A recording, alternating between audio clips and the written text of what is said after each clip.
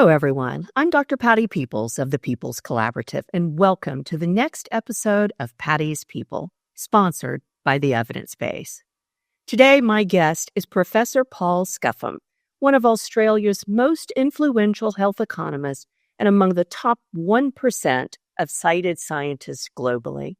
As chair of health economics at Griffith University and the founder for the Centre of Applied Health Economics in Queensland, Australia, Dr. Scuffham has shaped how evidence informs decisions, from health technology assessment and value-based policy to national research strategy and public funding.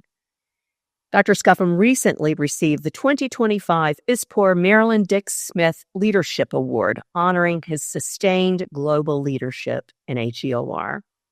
Today, we're going to explore how Paul thinks about R&D strategy, Australia's HTA evolution, industry engagement, and the future of health economics in our rapidly changing world. Welcome, Paul. Thank you, Patti. Pleasure to be here. It's a delight to have you.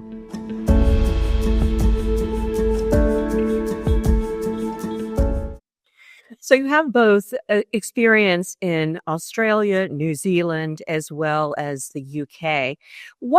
Over the course of your career, where do you land in terms of the real purpose of health economics today? Do you see it as really a more methodologic and academic in terms of rigor, or do you see it as a decision support tool, or are you thinking about it now more in terms of informing societal fairness? Well, certainly the first two are fundamental. The academic side of it is really to develop the science. And that's what we need to be doing in universities, developing the fundamentals, the theories and knowledge that underlies health economics. That's what we need to be doing. The decision support, we need to be generating evidence. And that's what we do a lot of, economic evaluation, value for money, valuing health outcomes, valuing community preferences for healthcare and so forth. That informs decision makers and subsequently informs policy and how resources are distributed. I think it's political how resources are distributed, and societal fairness is one of those things we also evaluate. And we do studies around equity and distribution and produce Gini coefficients and so forth to say, well, how fair is the system? Who's missing out? Who's getting what? So I think with all of those things, it's a matter of where we do them and how we do them. And it is, end of the day, it is generating evidence for decisions. And so you said that making the evaluations of how limited resources are distributed is really the political side of things. Do you ever wonder if health economics stays too far in the box of a decision support mechanism rather than venturing over into more active policy evaluation and implementation? I think we we definitely do policy evaluation. We evaluate what's happened. We feed that back to politicians and departments of health and so forth. And implementation, we definitely do that as well. We do it prospectively to say, well, this is what it's going to cost, and these are the resources required to implement new technologies or changes in health services that are delivered. And we also evaluate them post the event as well. It's how do we really engage industry with that? How do we really engage the decision makers and policy makers with that? That's, we do need to be out of the box a bit more. We do need to be out of the ivory towers or universities and be more engaged with industry and those decision makers. It is slowly happening, and especially in Australia, I can see it happening in the next 5 to 10 years. So there'll be some transformations with that. So I think it's an exciting time for that. And even our Department of Health has now appointed a chief health economist. So getting people at that level, a senior position within the Department of Health is great. So there is that opportunity for greater engagement with decision makers, policy makers, and the wider community.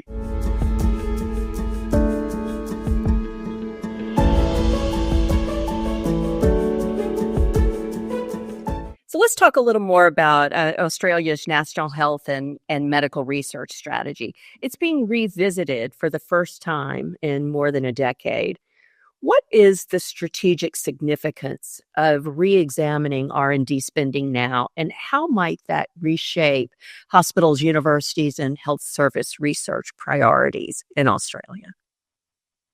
This is a really interesting time here for this, because there's two reports, there's two reviews being undertaken. One is the big, broad national investment in research and development, R&D, and it's not just in health, it's all sectors, industry, education, so forth. And Australia spends 1.6% of GDP on R&D. We're the lowest in the OECD. So we're falling way behind in developing innovative technologies. So the upshot should be that we're going to invest more one way or another. Where those funds come from is going to be part of some recommendation. Where it lands, I'm not sure, but there will be some change. And the other review being undertaken at the moment is around the National Health and Medical Research Strategy, and it's going to be a really fundamental thing, a fundamental report for what we as health economists do and for the health system. We're in 15 years' time, we're going to have we're training lots more nurses. In 15 years, we'll train another 160,000 nurses in Australia. But we're still going to be 100,000 short that's our nursing, but similar sorts of figures across all disciplines, allied health, medical professions, and it's all the support workers. And if we're going to be short of all those support workers, the administrators, the people who work in the kitchens and so forth. But if we're going to employ them, they're going to be coming out of other industries where they're needed, and it's going to be a real tough balancing act. So the only way we can really address this is through research and how do we make the system more efficient? How do we use resources? How do we develop technologies to make it much more efficient? And I think we really need to have research being undertaken much closer with hospitals and health services and primary care services. And to do that, we need to be embedded in those health services rather than universities. So ideally, there will be a shift, there will be recommendations for the shift over the next 5 to 10 years, that we need a lot more professors working in hospitals, one way or another.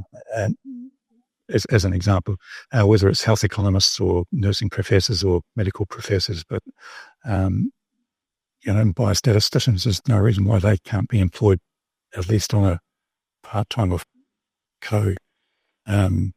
joint appointment basis in hospitals. Really, that's where the rubber hits the road. That's where we see what the problems are with staff, and where the bottlenecks are in the system. That's where, and the academic side of us should be able to come up with potential solutions for addressing those bottlenecks, testing those solutions through clinical trials, and implementing what works and what doesn't. That's where we need to be going. So I'm hoping that this national HMR strategy will really take some of this on board.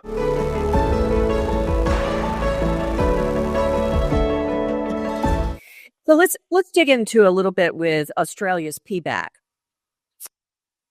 It is known globally, truly, for rigor and transparency. What does PBAC consistently get right, and where do you think that it could improve? Its rigor is absolutely top. What it gets right is certainly the appraisal of evidence, but that's number one, and that's the key to what they do, appraising evidence. And if something is safe, is effective, it's good value for money, and is affordable in the budget, then they make a positive recommendation. That's what they get right, and it's a fairly well-trodden path these days. I think they have been a bit slow to keep up to speed with the rest of the world and technical developments. There was a time where probabilistic sensitivity analysis was said, that they said, no, I'm not interested in that. It's too complicated. But things have moved on. It's evolving. Where they could improve is some of the issues they have is that demand for evidence needs to be balanced with risk. And that risk is, well, do they deny access of a drug to people because the evidence isn't quite right or is not quite certain? It's too much uncertainty is usually the number one reason for rejection. Speak a little bit more about risk. Put that into context. So the risk of not being good value for money. Who takes on that risk? Should it be industry? Should it be the government? And if the government is going to make a recommendation to reimburse a drug, they're the ones taking on the risk. If they do a post-market review 5 years later and say, well, it wasn't as good as what we thought, we've been paying too much over all these years, it's tough. That's what the risk is. How would you fix that? Well, there's a number of things they have in place, or potential things. Risk sharing agreements is the number one thing that comes to mind. That's how you attempt to fix it, but it can still mean a long delay to get drugs and access to people through the system. Is there appetite for risk sharing agreements? There is. There's a greater appetite on the side of industry than on government. And industry submissions will often say they would entertain a risk-sharing agreement. How many actually take up a risk-sharing agreement is really small, is minuscule. So PBAC would sooner have better evidence and more certain evidence than that. And the thing with risk-sharing agreements too is if the risk-sharing agreement is entered into and a drug ends up being shown to be better than what they thought it would be, they certainly aren't going to get a higher price for it once the price has been set. So that's where the industry really bears a risk, even with a risk-sharing agreement.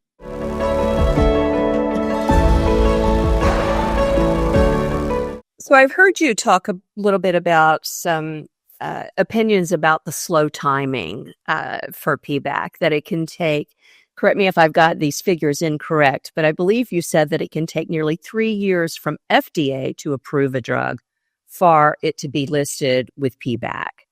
So the question that I have is, where could your system meaningfully shorten that pathway without weakening this rigorous evidence that you have noted is so stellar?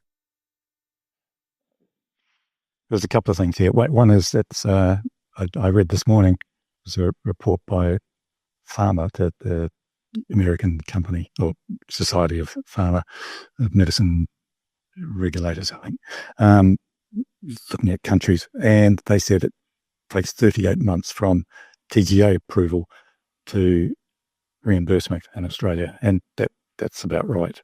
That is for drugs that are innovative new therapies, opposed to the Me Too's.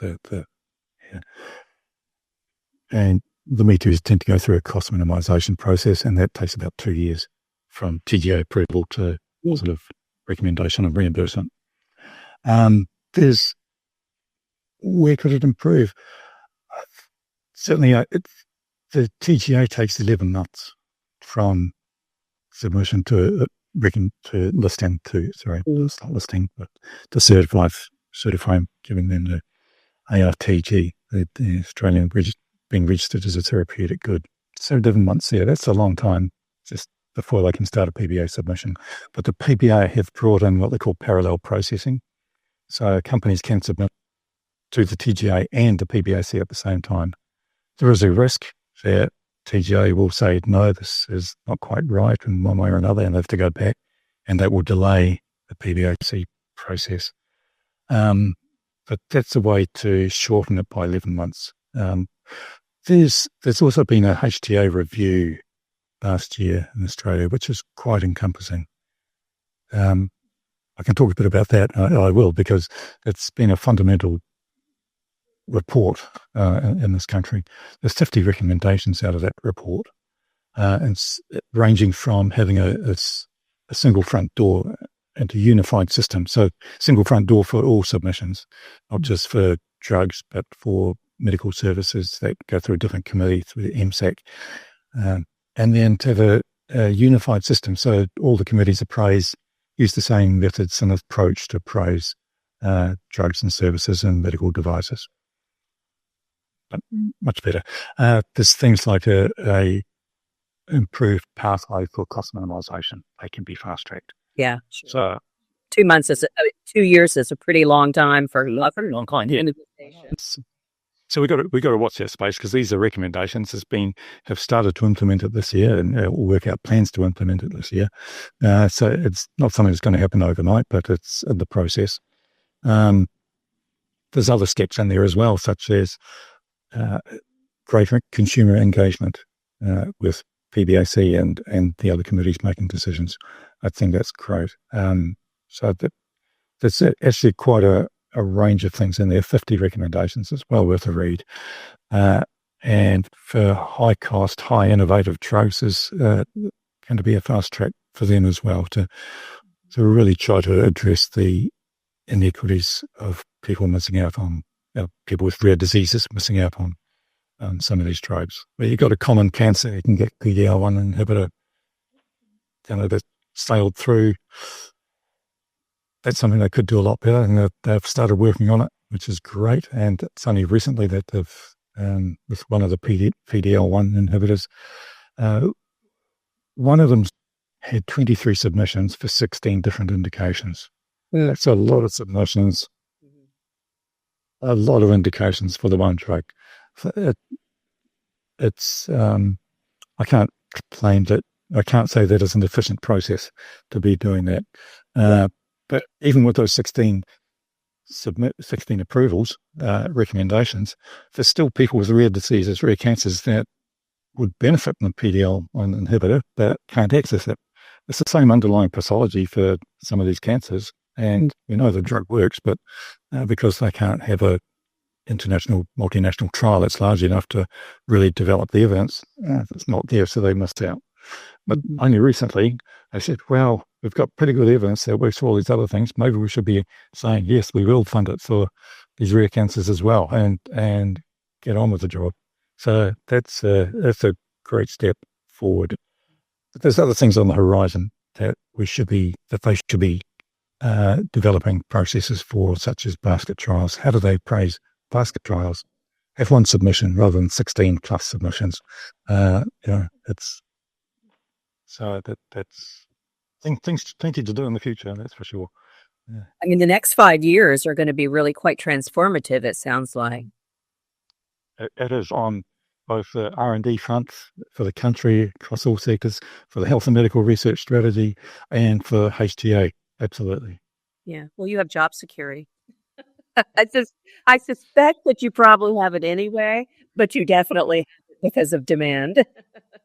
Well, universities are going through a really tough time here. Right. There's redundancies all over the place, all around the country. It's funding, because we've had a heavy reliance on international students. Most universities have around 50% of students are in full fee-paying international students, and there's been visa issues that the government said, well, we're going to cut down on how many we allow into the country and so forth. So that's put a real squeeze on finances for universities and force them into corners of what are they really doing now. So that's an interesting time. So job security, I have a tenured position, which is great, but things are always vulnerable. Mm-hmm.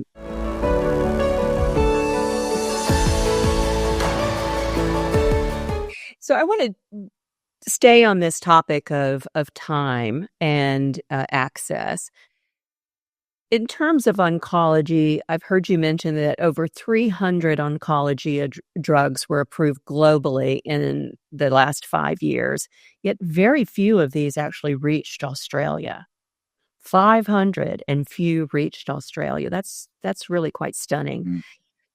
What's going on? Are sponsors deterred from the pricing expectations or by the complexity of the process?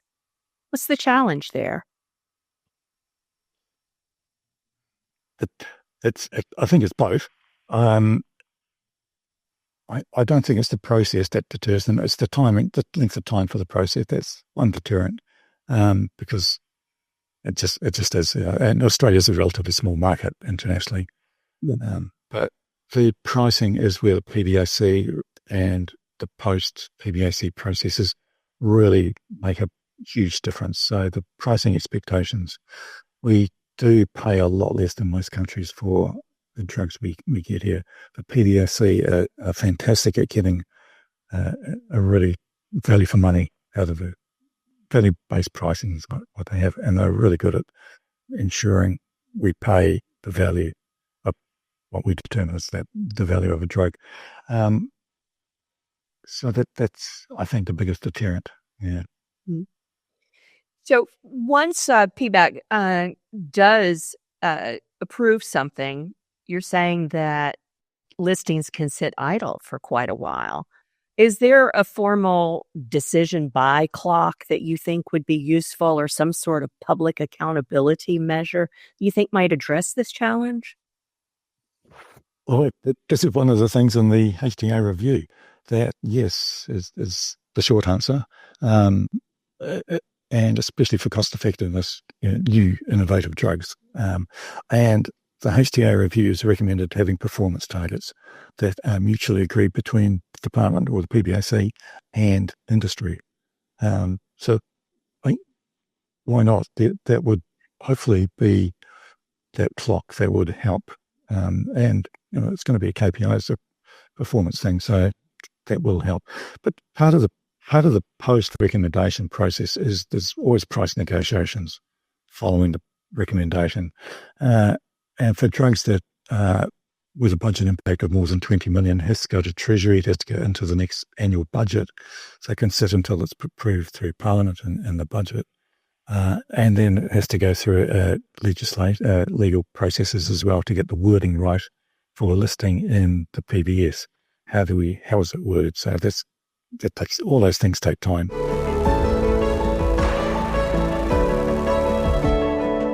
Let's talk a little bit more about your perspectives and advice for industry engagement. I'm curious what you would suggest to industry that could improve meaningful collaboration. What does smart, ethical engagement between academia and industry look like, let's say, in 2026 and beyond? 2026 and beyond. Well, we really need people working with industry. Australia has been really tough on, especially the PBAC, on conflicts of interest. So they've create the Chinese wall between industry and government. As an academic, if you're undertaking evaluations for the PBAC, that's it. You can't have anything to do with industry, pretty much. But we need to be preaching that. And the way universities are going, the way industry is going, how we should be doing good research is we should be working collaboratively with industry and with government. Ideally, we'd have joint appointments between industry and academics, especially with universities having a crisis in this country. It would give us a lot of job security. It would give us people different career paths, not just health economists. I'm talking all across this. Everybody, whether it's a nurse or a medic or allied health, if we can all work with industry or biostats and the rest. And the same with government. I don't see why government should be also co-employing or having joint appointments with academics. It should be a win-win situation to be doing that. And as academics, it's our research integrity. We've got to maintain research integrity. It's the number one thing to be doing. That's what makes us different.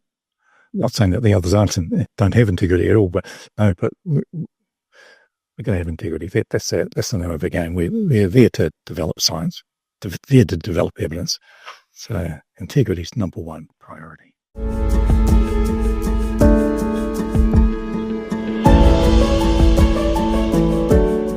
Thinking about the challenge that academia is going to be going through, and potential layoffs are being a little tighter with dollars. One of the things that professors are always between the rock and the hard place is that universities push for impact, but they reward publications. How can institutions better value policy relevant or commercial translation science and move away from maybe more traditional ways that they're evaluating academics? That's a tough one. Measuring publication, measuring output like that is relatively easy these days. And even with impact, we're starting to get there. SciVal can scour policy documents to look for citations in policy documents. So that's one step in the right direction, but it doesn't go anywhere near enough. And impact, a lot of it can be unseen, unnoticed. I think as health economists, we can measure that really well for what we do. We can measure costs, we can measure qualities, we can estimate that, we can measure the number of people that's using a drug that we've facilitated one way or another through the system to say, well, this is drug and this is what we're spending on it. Here's the impact. It saves so many lives or improves qualities by X. So we can measure that quite clearly. Other disciplines can't across the university. That's really hard. And because we do very much applied work, well, that's one thing we do have that impact. Others might be more theoretical based, and their impact might not be for 20, 30 years, or discovery based. So that's a lot harder for them. So we're looking at pathways to impact is the new term we're starting to use here. But I think this is where AI can really come in. An example here is of where scouring policy documents with SciVal doesn't work.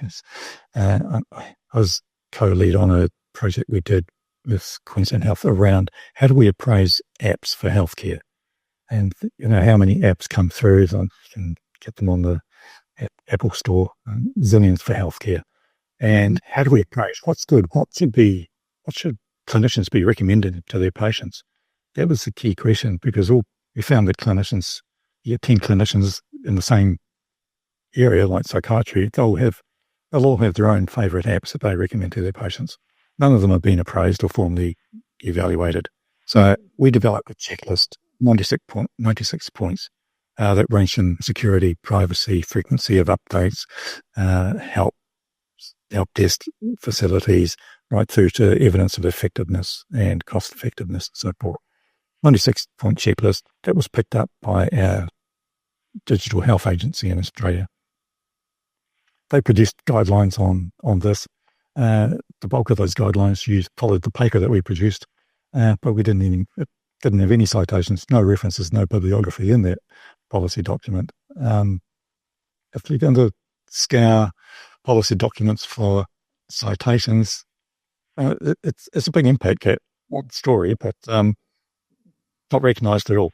So this is where AI could be useful, and really if it can go through publications and marry them to policy documents, not just look for citations, but look for actual similarities. There's programs out there that look for plagiarism, but it's almost the same sort of thing. It wouldn't take too much, and AI could do that to really say, well, here's some real impact that this paper's had on this policy. I think that's where it's got to go, but it will take time to develop. But, yeah, sure, for sure.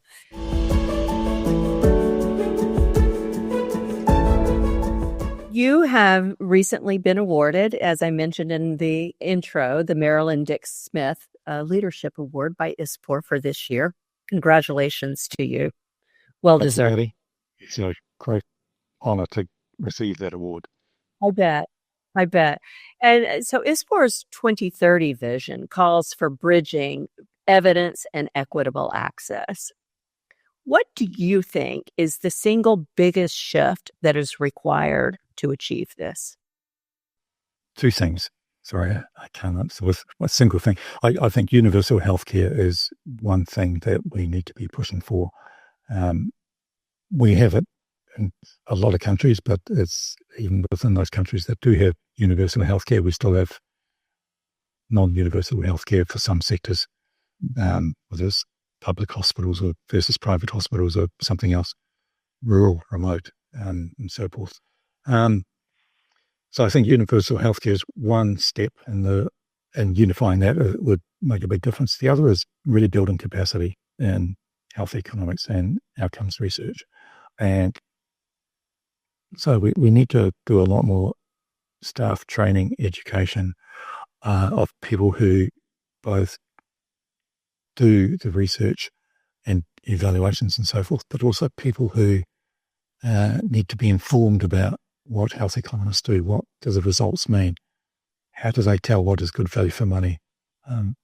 So it's that higher level within government departments. They need to understand what is health economics? What does it all mean? How do we get this going? So yeah. Do you have any thoughts about the type of students that you would like to recruit? Since you talk about needing a different perspective as we try to bridge these two things.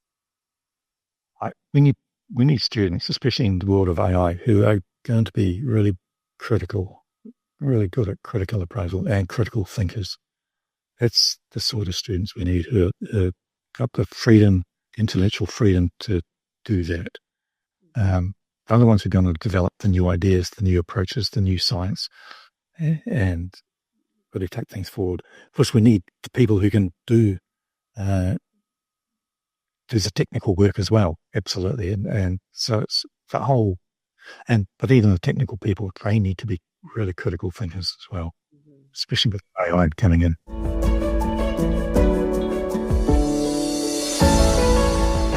I'm wondering about your perspective amid geopolitical and economic pressures.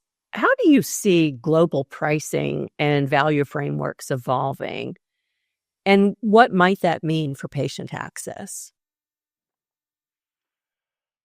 Global pricing is an interesting one.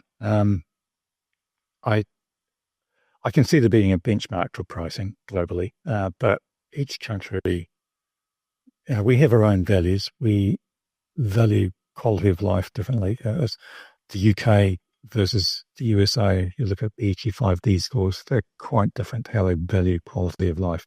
Australia's in the middle of those two. So we have our own internal values.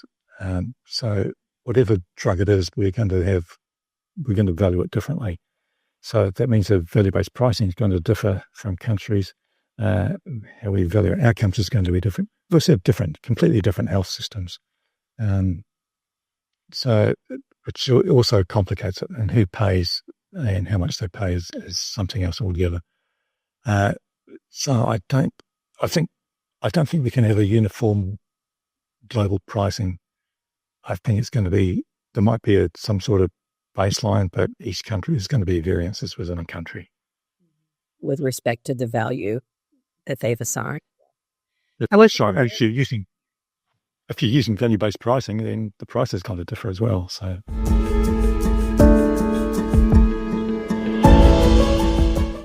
healthcare spending is outpacing gross domestic product worldwide. Is sustainability, is that fundamentally an economic problem or a political one? It's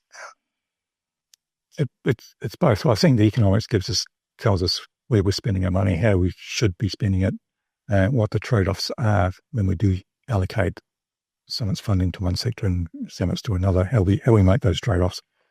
That's what the economics is.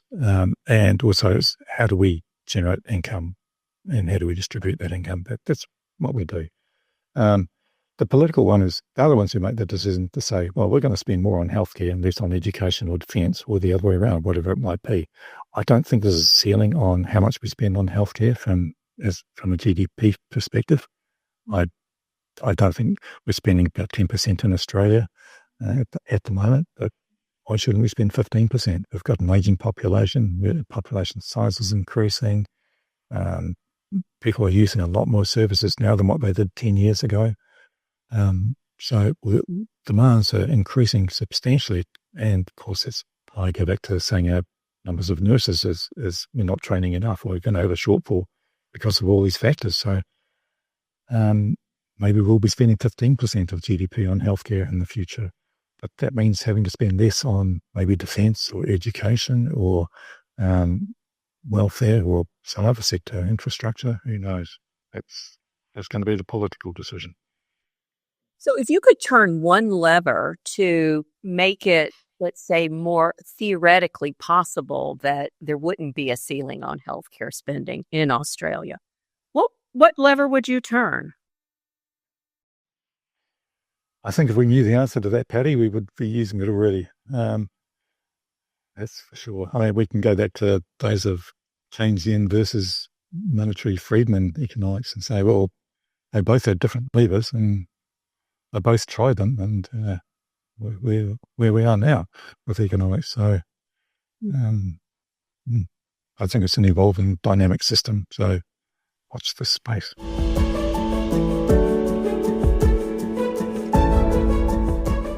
If Australia could share the HTA workload with one other agency to address some of these problems that we've talked about with slowness, who would it be and why? We'd have to pick a fast one, and the fast ones are Germany and Japan. If we want to speed up the process, that's for sure. But they have quite different processes to what we have here. The country with the most similar processes is Canada. So that would probably, being a pragmatist, that would be the one that would share the workload. So that's where I'd go. New Zealand is the one that I'm missing out here because they're our closest neighbour. So fundamentally, we should be sharing the workload with New Zealand. They have quite a different approach to their funding of medicines in New Zealand. HTA is still the same, but the cost effectiveness and appraisal of evidence is pretty much the same. But what they do with that information is quite different. But and they're a really small country, and they have few staff who do HTA. So I think we'd be helping them more than they help us. So.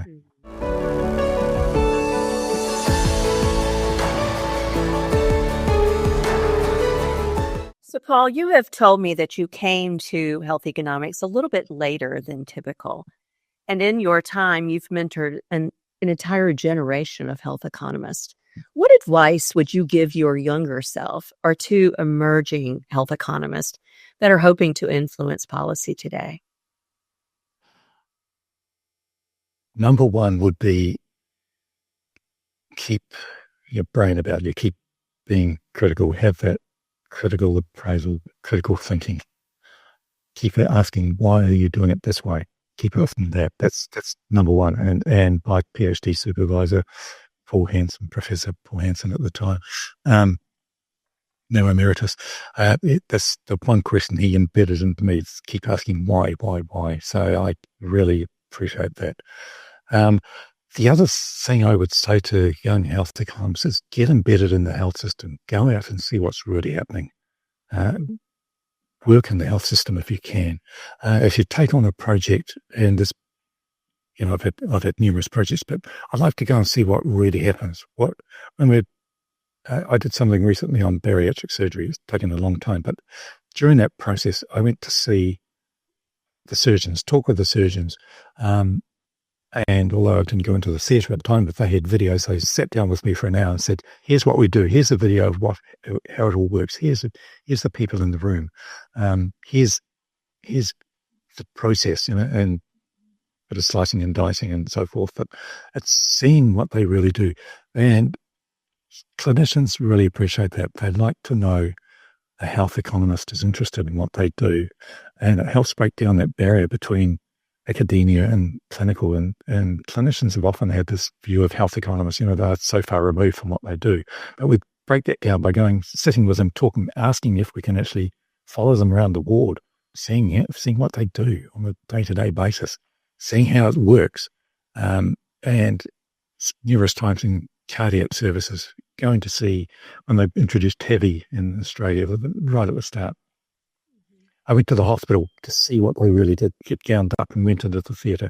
You could see how many people are in there. It's not just an interventional cardiologist and a couple of nurses and an anaesthetist. There's a whole team of physiologists in there monitoring this and that. There's a whole bench of computers watching this and scan and CTs in the room and everything just all happening dynamic. Fantastic to actually see, and you can get a feel for what's really going on and the process. So that would be a really important thing to do. Go and talk to the clinicians, see them in action. They really value that. That's really refreshing to hear. Let's move to our lightning round. What do you think the most overused phrase in HEOR is right now? AI. What's the HTA agency you think we should be watching in this next decade? China. Mm-hmm. What's a book that has most influenced how you think? Halvarian's Public Economics. That was the toughest course I did at university. There was some really good fundamental theories in there. What's one idea in health economics that you'd like to challenge? How the discount rates are used and applied. Especially for a term that's emerging now is called primordial prevention. So it's all those clean water type things. Or fluoridated water, it's going to prevent you having to gain 30, you'd be able to keep all your teeth in 50 years' time, and all sorts of things. So very long-term future, but also primary prevention. Childhood vaccinations that, you don't get measles for the rest of your life. How do you value that? Yeah. And you discount it way to nothing at it. So some of these things just don't get funded outside, primarily because of the discount rate. Interesting. What are we going to be talking about in HEOR 5 years from now? I'd like to think it's going to be, so we've got mRNA medicines coming online now. There's a whole pipeline. Multiple big pharma have pipelines of mRNA ever since. We've got 3 buildings in Australia manufacturing these things. But no doubt there's zillions around the world. So we're going to be talking about these. We'll be doing trials and testing them and so forth. And they'll be coming through the PBAC and various organisations in the next few years. So we'll definitely be talking about that. But I'd like to think we'll be taking it a step further. We should be talking about personalised gene therapies. So we've got the PDL1 inhibitors, but that's for a single gene. But you get a mutation at one end of the gene versus a mutation at the other end of the gene. And you get a different profile of how that cancer, for example, might manifest. We should be talking about how do we have a new drug, personalised genetic therapy that targets that mutation opposed to that mutation in that gene. So we're going to get more precise, more personalised. And I think that's what we'll be talking about. These will be high cost, and of course each one will be rare because some conditions do have the same mutation. CF has a really common mutation, and so forth. But there are things like that cancers are silent. This is kind of a fun question, and I'm very curious what your response will be. If you could invite any three economists, past or present, to dinner, who's at the table and what are you going to serve? I'd invite 3 good friends. Well known. So Mike Drummond, great guy, very entertaining, very experienced. I'd invite Paul Hansen. He's really smart. He's a good economist. He really is. And he's my PhD supervisor. and keeps everything real. He does, yes. And the third one would be Andrew Wilson, was chair of the PBAC for a long time and was heading up the HTA review that was undertaken. He's got a lot of stories too. They're all great people. What would I serve? I would serve what we call Moreton Bay bug, but it's more generically known as a slipper lobster. And I'd serve that as, I like it with garlic butter and lime zest over it under the grill. So I would serve that. Yes. It's kind of fun. Well, that sounds like a dinner. Yeah. It is. Yeah. Very nice. Indeed. Last question for you. When you look back over your career, Dr. Scuffham, what's a belief that you held early on that you've completely changed your mind about today?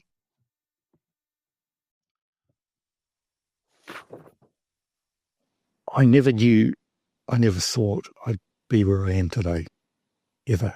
I thought when I was studying economics undergraduate, I thought, maybe I'll get to do a master's degree. And I did get to do a master's degree. While I enrolled in a master's degree, I got a scholarship for it. And then they said, no, we want you to change it to a PhD. And I never thought I'd do a PhD. I did a PhD in time series analysis, and of all things, and hardcore econometrics. And then I specialised in health economics, but had the toolkit of the technical skills. Then I never thought I'd become a professor. And 6 years after graduating a PhD, I became a professor, let alone set up a centre, let alone be in these positions I've been in with ISPOR and other organisations, let alone receiving the Marilyn Dick Smith Leadership Award. I'm particularly entertained by your level of surprise, almost at what you achieved. I think anyone from the outside looking at you would look at you as a very decisive individual moving through a career with intent. But it sounds like it was not actually that way particularly at the beginning. Well, my ambition wasn't to be a professor or anything like that. But when I was doing my PhD, I had so many questions I wanted to answer. I had a drawer full of notes of papers and said, I could answer this, and it would keep me awake at night and I'd write them down. I'd wake up and write down a story thing. Here's the thing I really want to address. And away we go. And I did that for not just during my PhD, but for a number of years afterwards. But the only way I could address those questions, I knew then, was I couldn't answer them all myself. I could answer some of them myself, but going to YHEC, I saw how to develop a team. That was a great experience. I knew that if I develop a team, I can answer some of these questions. I can get them to answer those questions. And that's what I need to do. I need to develop people. I need to develop leaders who can take us forward and answer some of these big questions in the world, in economics and health economics.